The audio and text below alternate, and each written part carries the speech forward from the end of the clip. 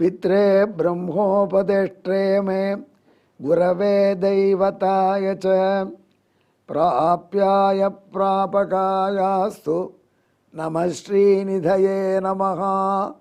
नमो वेंकटेशाय।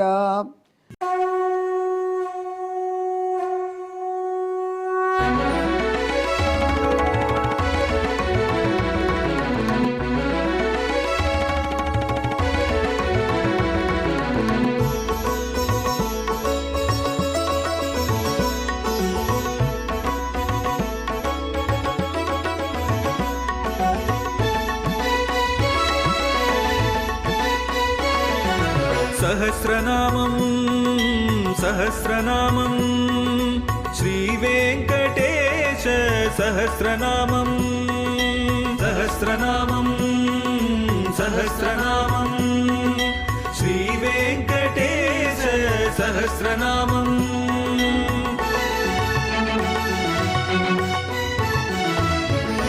உலகில் கலிவினை தோஷம் அகற்றும் நாமம் சஹஸ்ரநாமம்.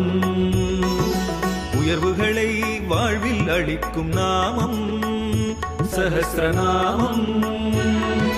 திருமலையில் தினம் அர்ச்சனை நடைபெறும் நாமம் சஹஸ்ரநாமம். திருவேங்கடனின் தரிசனம் காட்டும் நாமம் சஹஸ்ரநாமம். சகஸ்ரநாமம் சகஸ்ரநாமம் श्रीवेङ्कटेश सहस्रनामं सहस्रनामं सहस्रनामं श्रीवेङ्कटेश सहस्रनामं। அன்பர்களே, நாம் இப்பொழுது திருவேங்கடவருடைய திவ்ய சகஸ்ரநாமத்திலே 48வது திவ்ய நாமத்தை பார்ப்போம்.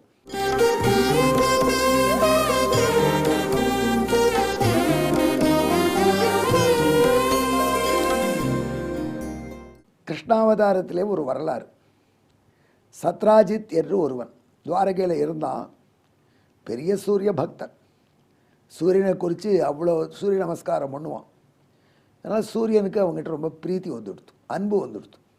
ஒரு நாள் சத்ராஜித்துக்கு முன்னாடி சூரியன் நேரே வந்து நின்னான். சத்ராஜித் யாருன்னு புரிஞ்சுக்கலை. நான் தான்ப்பா சூரிய பகவான். சுவாமி, தாங்கள் வானத்தில் அப்படி ஜொலிக்கிறேள், அந்த ஜொலிப்பு இல்லாமல் இப்போ இருக்கேளேன்னு கேட்டான். உடனே சூரிய பகவான் தன்னுடைய கழுத்துக்கு பக்கத்தில் தன்னுடைய வேஷ்டி இடுப்பில் முடிஞ்சு வச்சுருந்த ஒரு சின்ன நெக்லஸ் எடுத்து போட்டுனான். அதில் ஒரு ரத்னம் இருந்தது. போட்டவுடனே அவனுக்கு கண்ணால் பார்க்க முடியல, அவ்வளோ ஒளி.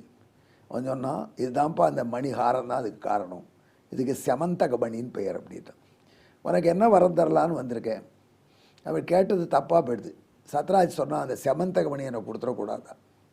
சில பேர் தான் பெரிய சிக்கல். என்ன வேணும்னு கேட்டால் யாரோ கூடுன்னு வாங்கிடுவாங்க பெருசை. செவந்தக மணியை கொண்டான்னு கேட்டான் சத்ராஜித். சூரியன் கொடுத்துட்டான்.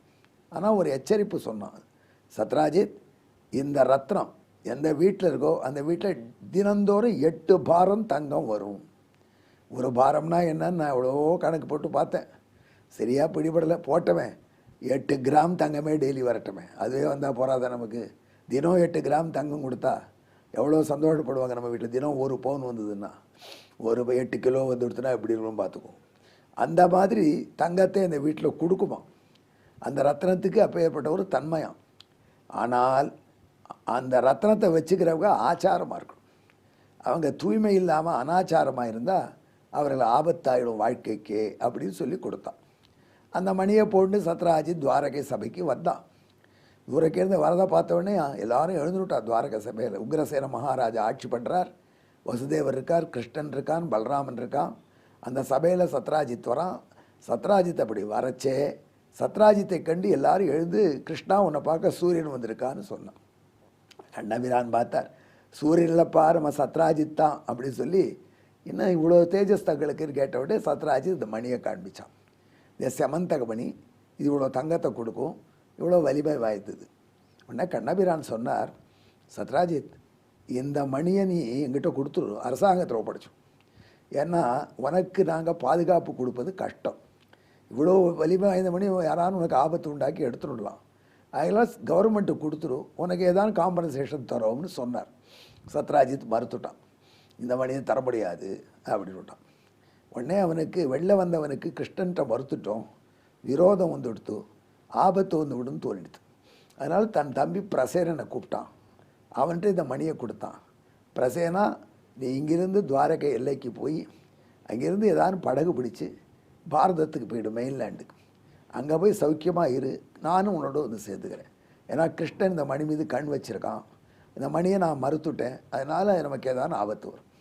பிரசேனன் ஒரு குதிரையில் ஏறினா மணியோட கிளம்பினான். போன வழியில் அவனுக்கு கொஞ்சம் இயற்கை உபாதி. அதற்காக என்ன பண்ணினா, அந்த மணியோடைய இயற்கை உபாதி, இயற்கை நேச்சர் ஸ்கார், இயற்கை கேட்டதை செஞ்சான். அதுக்கப்புறம் மணி தூய்மை இல்லாதவன் ஆகிட்டான். இவன் அப்படியே ஏறி உட்காந்துட்டான் குதிரையில். காலம்பலை சுத்தி பண்ணிக்கலை, வாயை கொப்பளிக்கலை, ஆச்சமனம் செய்யலை. அதனுடைய விளைவு அவனை ஒரு சிங்கம் தூரக்கேர்ந்து பார்த்தது. அந்த காட்டில் அவன் மணி வேறு கழுத்தில் போட்டிருக்கான், செக்கச்சவேல்னு இருக்குது. சிங்கத்தை இது கவர்ந்தது. மாம்சம் நினச்சி ஒரு தாக்கித்து அந்த மணியை தூக்கிட்டு போயிடுச்சு சிங்கம். பிரசேனன் மாண்டு போனான், குதிரையும் அவுட். அப்படி மாண்டு போயிட்ட பிரசேதன்ட்டு மணியை பிடிங்கிட்டு போன சிங்கம் போகிறான். எதிர்க்க ஒரு கரடி வந்தது.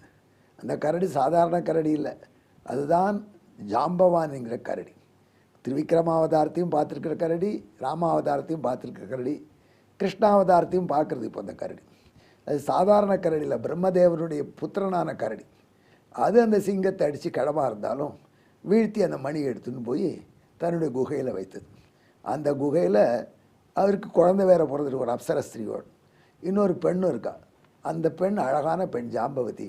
அந்த குழந்தைக்கு சுகுமார், கரடி பிள்ளை சுகுமார்னால் எப்படி நல்ல பார்த்துக்க வித்தியாசத்தை. கரடி எப்படி மடமடன் மென்மையாக இருக்கும், கரடி எப்படி முரடாக இருக்கும், அது சுகுமார் எப்படி மென்மையாக இருப்பான்.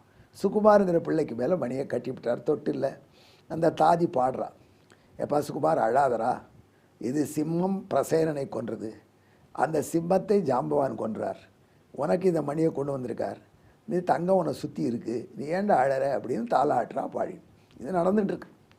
அதற்குள்ள செமந்தக மணியை எடுத்துக்கொண்டு பிரசேனன் போனான், வரலை. எங்கே போனான்னு தெரியல. எனவே சத்ராஜித் அரச சபையில் வந்து சொன்னான், கிருஷ்ணன் அந்த மணி மீது ஆசை வச்சார், நான் மறுத்தேன்.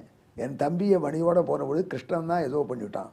அதில் அந்த ஆளை கிருஷ்ணன் வந்து என்ன பண்ணணும், என் தம்பி பிரசேனனையும் மணியும் கொண்டு வந்து கொடுக்கணும், இல்லை என்றால் அது கிருஷ்ணனுடைய அட்டூழியம்னு ஏற்கனவே கிருஷ்ணனை கண்டா ஆகாதவன் சொன்னான். உடனே ஜனங்களும் ஒரு வாரம் நம்பலான்னு ஆகிட்டாங்க. ஏன்னா கிருஷ்ணன் மணியை கேட்டிருக்காரு எல்லாருக்கும் முன்னாடி. உடனே தன் மீது வந்த இந்த அபக்கியாதியை போக்கடிக்க, அவதூறை போக்கடிக்க கண்டபிரான் ஒரு சைன்யத்தோடு பிரசேனன் போன வழியாக போனார். போனால் ஒரு இடத்துல பிரசேனன் மாண்டு கிடக்கிறான். சடலம் இருக்குது, குதிரையின் சடலம் இருக்குது. பக்கத்தில் சிங்கத்தின் கால் சுவடுகள். அதை அப்படியே தொடர்ந்து போனான் பிரபு. போனால் அது கொஞ்ச நாள் சிங்கத்தின் சடலம். அதன் பக்கம் பார்த்தா ஒரு கரடியின் கால் சுவடு. கரடியின் குகைக்குள்ளே வந்தான். அங்கே வந்தால் இந்த பாட்டை கேட்டான், குழந்தையை பார்த்தான். திருடன் போல வந்த கண்ணனை பார்த்து அந்த தாலாட்டின்ற தாதி திருடன்னு கதறினான். வந்தார் ஜாம்பவான், யாரடா என்னுடைய குகைக்குள்ள திருட வந்ததுன்னு கண்ணபிரானை தாக்கினான். ஜெயராம் ஜெயராம் ஜெயராம்னு சொல்லி தாக்குறார். கண்ணபிரானி வேற ராமபிரானுடைய திருநாமத்தை சொல்லி தாக்குறாரே, நம்மையே பாடின்னு இருக்காரு, எப்படி அடிக்கிறதும் தயங்கினாம் போல இருக்கு. கொஞ்ச நாள் 21 நாள் சண்டை போட்டதாக சொல்கிறாங்க. அதற்கப்புறம் ராமபிரான் தான் வந்திருக்கார் இந்த வடிவத்தில் தெரிஞ்சுட்டு தன்னுடைய தவறுக்கு மன்னிப்பு கேட்டு ஜாம்பவதியும் கல்யாணம் பண்ணி கொடுத்து அந்த செமந்தக மணியும் கொடுத்து ஏகப்பட்ட கரடிகள் தலையில் ஜாடி ஜாடியாக தேனையும் கொடுத்து கண்ணபிரானை ஊருக்கு அனுப்பிச்சு வச்சார் ஜாம்பவான். கண்ணபிரான் ஜாம்பவதியோடு ஊருக்கு வந்து நடந்த விவரத்தை சொல்லி அந்த மணியை தூக்கி சத்ராஜித்தை கொடுத்தார். சத்ராஜித் அந்த மணியை வாங்கிட்டான். ஆனால் சத்ராஜித்துக்கு இப்போ பயம் பிடிச்சிடும். தப்பே செய்யாத கண்ணன் மீது அவதூறு சொன்னதுனால நமக்கு ஆபத்து வந்துவிடும்னு நினச்சான். அதற்காக என்ன பண்ணினான், கண்ணபிரானோட உறவை வலிமைப்படுத்துக தன்னுடைய பெண் சத்யபாமாவை கண்ணனுக்கு திருமணம் செய்து கொடுத்தான். ஆனால் அதில் ஒரு வேடிக்கை என்னென்னா, அந்த சத்யபாமா பேரழகி, ரொம்ப பலவிதமான கலைகளில் திகழ்ந்தவள், நன்னா தேர் ஓட்டுவா, நன்னா பாடுவா, டான்ஸ் ஆடுவா, ஸ்டைலே வடிவெடுத்தவள். அப்பேற்பட்ட சத்யபாமா மீது துவாரகையில் 3 முன்பே ஆசை வச்சுருந்தார். அதில் ஒருத்தர் பரம பக்தரான அக்ரூரர். அவர் சத்ராஜித்தை கேட்டிருந்தார், எனக்கு சத்யபாமாவை கல்யாணம் பண்ணி கொடுன்னு, உனக்கு இல்லாமல் யாருக்குன்னு அவர்கிட்ட சொன்னான். அதே மாதிரி கிருத்தவீரியன்னு ஒருத்தன், அவர்கிட்டையும் அப்படியே சொன்னான். சததர்மான்னு ஒருத்தன், அவர்கிட்டையும் அப்படியே சொல்லியிருந்தான். இந்த 3 பேரும் கூட்டணி போட்டான். இந்த படுபாவி நமக்கு தரேன்னு ஆசை காட்டி மோசம் பண்ணிட்டான், ஆகினால இவனை ஒழிக்கணும் என்று தீர்மானித்தார். கண்ணபிரான் ஒரு காரணம் பாண்டவர்கள் மாண்டு போனார்கள் அரக்கு மாளிகைகள் என்ற செய்தியை கேட்டு துக்கம் விசாரிப்பதற்கு போவது போல் அஸ்தினாபுரம் போனார். அவருக்கு தெரியும் பாண்டவர்கள் பழச்சாயிடுச்சு. ஆனால் கண்ணபிரான் ஊரில் இல்லாத சமயத்தில் அந்த சத்ராஜித் வீட்டுக்கு வாசலில் இவனை நம்ம கிருத்தவீரனை காவல் வச்சுட்டு கொல்லைப்புறத்தில் அக்ரூரை வச்சுட்டு சததன்வா உள்ளே புகுந்து அவர் தலையை வெட்டிவிட்டான்.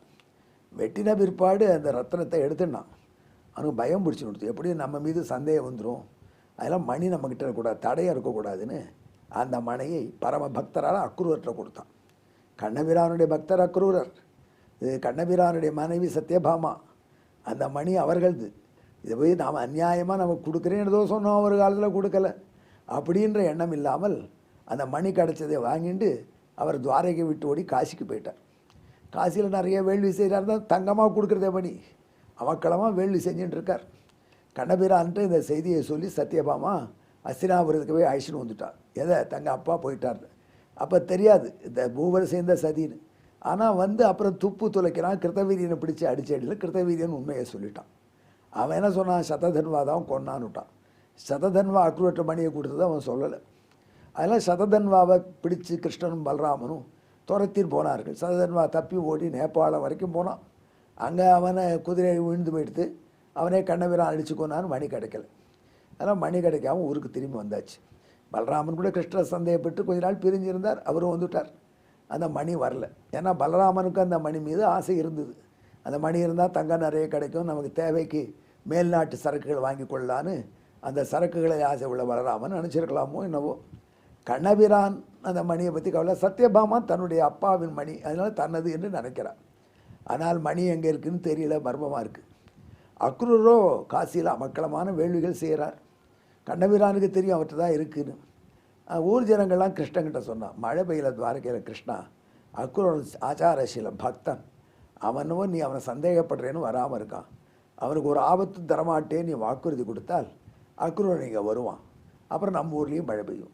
கிருஷ்ணனுக்கு தெரியும் எதனால அக்ரூர் வேள்வி பண்ணுறான், எந்த மணியினால், அவன் எப்பேற்பட்ட தப்பு செஞ்சுருக்கான், தன்னுடைய சத்யபாமாவின் மணியை வச்சுருக்கான், இத்தனையும் தெரியும். இருந்தாலும் கிருஷ்ணன் ஒன்றும் சொல்லலை. சரி அழைத்து வாருங்கள் என்று சொன்னார். அக்ரூரனுக்கு சொன்னார், உனக்கு எந்தவித ஆபத்தும் இல்லை, உன்னை வர சொல்லிட்டார் கிருஷ்ணர். ஆனால் அக்ரூரனை வரவேற்றார்கள். சபையில் வந்து உட்கார்ந்தான் அக்ரூரன். அப்போ கண்ணபிரான் திடீர் சொன்னார், அக்ரூரா நீ எனக்கு ரொம்ப வேண்டியவன், என்கிட்ட ரொம்ப அன்பு உடையவன், அது எனக்கு தெரியும். அப்படி என் இருந்த அந்த கோகுலத்திலிருந்து என்னையும் பலராமனையும் தேரில் அழைத்துட்டு வந்த காலத்திலிருந்து உன்னுடைய பாசத்தையும் பக்தியும் நான் பார்த்துருக்கேன், உன்னுடைய நெறியும் தெரியும். ஆனால் அக்ரூரா என்னை எல்லாரும் சந்தேகப்படுறான், அந்த மணியை நான் தான் ஒழிச்சு வச்சுட்டு இருக்கேன். பலராமனே நம்ப மாட்டேங்கிறார் எங்கள் அண்ணன், சததன்வாவை கொன்ன போது அந்த மணியை நான் வாங்கி வச்சுட்டேன், ஒழிச்சுவிட்டேன் அப்படின்னு அவர் என் மீது சந்தேகத்தில் இருக்கார்.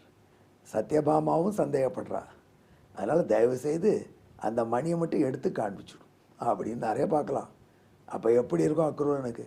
அந்த நடு சபையில் இவ்வளவு எல்லாரும் உத்தமன் சிறந்தவன் என்று போற்றப்படுகிற திருட்டுத்தனம் மணி விட்ட அக்ரூரன் அந்த மணியை எடுத்து வச்சான் சபையில் நடுவில். கள்ள ஜலம் வந்துடுத்து, பிரபு மன்னிச்சுடு, இந்த மணியை இப்படி வச்சுட்டேன், ஏதோ வேள்வி செஞ்சுட்டே நிம்மதி இல்லை, தங்கள் பொருளை தங்களுக்கே சமர்ப்பிக்கிறேன்னு வச்சுட்டான். அந்த மணியை அவன் வச்ச பொழுது பலராமர் மணியை பாசத்தோடு பார்ப்பதை கண்ணன் பார்த்துட்டார். இந்த மணி நமக்கு கொடுத்துடணும் கிருஷ்ணன் அவர் நினைக்கிறார். சத்யபாமா பார்க்குறா இது தன்னது. அப்போ பகவான் ஒரு காரியம் செஞ்சான். அதுதான் உத்தமமான ஒரு விசேஷமான காரியம். அவன் சொன்னான், அக்ரூரா இந்த மணி ஆச்சாரம் உள்ளவர்கள் தான் வச்சுக்கணுமா, ஆச்சாரம் இல்லாதவர்கள் இந்த மணியை வைத்து கொண்டால் அவர்களுக்கு ஆபத்து வரும்னு சத்ராஜித்துக்கு சூரியன் சொன்னதாக சத்ராஜித்தே சொல்லியிருக்கான். அதனால் இந்த மணியை எங்கள் அண்ணா வச்சுக்க முடியும். அவர் பாவம் பானம் பழகிறவர், அவர் மதுபானம் பண்ணுறதுக்கு அவ்வளோ ஆச்சாரமாக இருக்கிறதுக்கு வாய்ப்பு கிடையாது. எனவே அவருக்கு இந்த மணி இருந்தால் ஆபத்து. எனக்கு இருக்கலாமான்னா நான் வேற 16,008 மனைவிகளோடு இருக்கேன், எப்போ எந்த அனாச்சாரம் வருமோ தெரியாது, அதெல்லாம் நானும் வைத்து கொள்ளக்கூடாது. சரி சத்யபாமாவை கொடுத்துடலான்னா அவள் ரொம்ப ஸ்டைல் போயிடுவேன், அவளுக்கும் இந்த ஆச்சாரமெல்லாம் ஒத்து வராது. எனவே பரம ஆச்சாரசீலராக இருக்கிற நீயே இந்த மணியை வைத்துக்கொள் என்று கொடுத்தான். இப்பொழுது இந்த வரலாறு என்னத்தை காண்பிக்கிறது? என்ன தெரிகிறது இதிலிருந்து? ஒன்று தெரிகிறது, ரொம்ப பெரிய பக்தர்கள் கூட தவறு செய்யலாம், அக்ரூர் கூட பிழை செய்தார். இது அழகாக நாராயணத்தில் பட்டதிரிகள் சொல்கிறார். உத்தமன் பக்தன் என்று நாம் இருமாறக்கூடாது, நாமும் எப்பொழுது பிழை செய்வோம் என்று தெரியாது என்று இந்த வரலாறு காட்டுகிறது என்கிறார் நாராயண பட்டத்திரியர். ஆனால் இதில் இன்னொரு செய்தி இருக்குது. அது என்ன செய்தி? பகவான் தப்பு செய்த பக்தன்ற கூட அன்பு வச்சிருக்கான். அதனால தான் அக்ரூருக்கே அந்த மணியை கொடுத்துட்டான். இதுதான் பகவானுடைய உயர்ந்த பண்பு என்று பக்தர்கள்ட்ட அவர்கள் தப்பு இருந்தால் கூட பக்ஷபாதத்தோடு நடந்து கொள்ளக்கூடியவன் திருவேங்கடமுடியான் என்று நாரதர் வசிஷ்டருக்கு சொல்கிறார். இந்த மந்திரம் இது. இந்த திருநாமத்துக்கு நான் இதுவரை சொன்ன விளக்கத்தை நீங்கள் நெஞ்சிலே பதித்துக் கொள்ள வாய்ப்பாக ஸ்லோகத்தை வாசிக்கிறேன், கேளுங்கள்.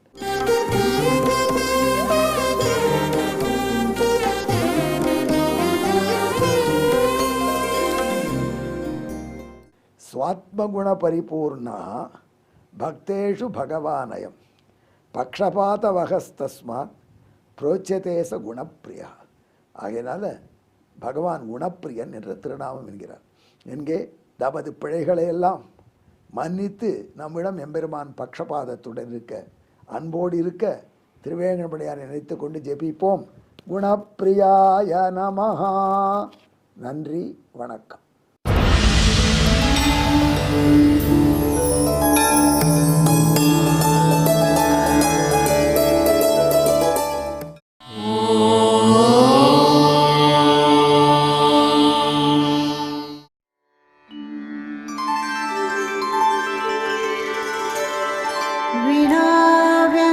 विनाव्यङ्कटेशं ननाथो ननाथः सदा व्यङ्कटेशं स्मरामि स्मरामि.